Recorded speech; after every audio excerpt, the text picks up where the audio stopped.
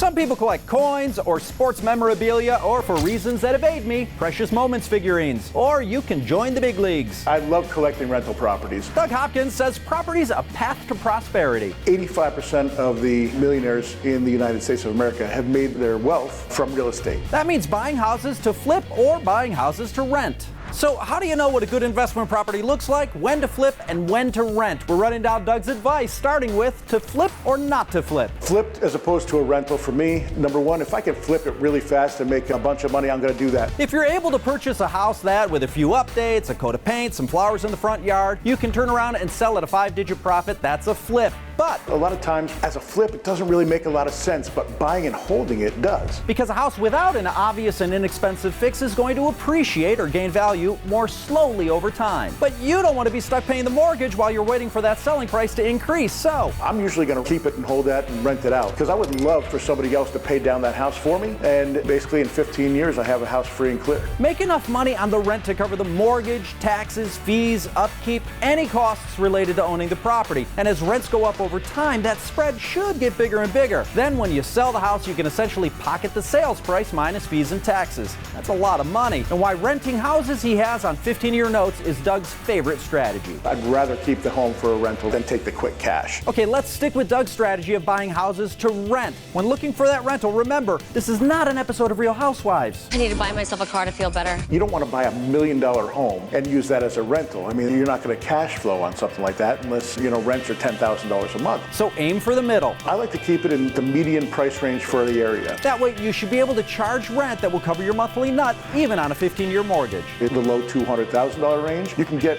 rents up to $1,600, $1,700 a month. So rental properties can be priced at about the median because you're counting on slow appreciation over a longer time period. They don't have to be those outlier listings that are way undervalued for that neighborhood. Those are the flips. Next, stick to what you know and look where you'd live. I love to look at the neighborhood. If it's somewhere that you would like to live with your family, then it would make sense to buy it as a rental. So think about what matters when you move. Another big factor, especially for families, is the school system. And it's really easy to find the grading of the school systems online. And that's a huge factor in me determining whether I want to buy a home or not for a rental. Because a lot of people looking to rent a home with a yard and not your basic one-bedroom apartment have families. Investing in properties has worked so well for Doug, he's passing it on. Building wealth is very important to me. I want to leave something for my kids and teach them how to do this on their own. Family schmamly, what about me? It was so cool that you offered to take care of my retirement. Absolutely.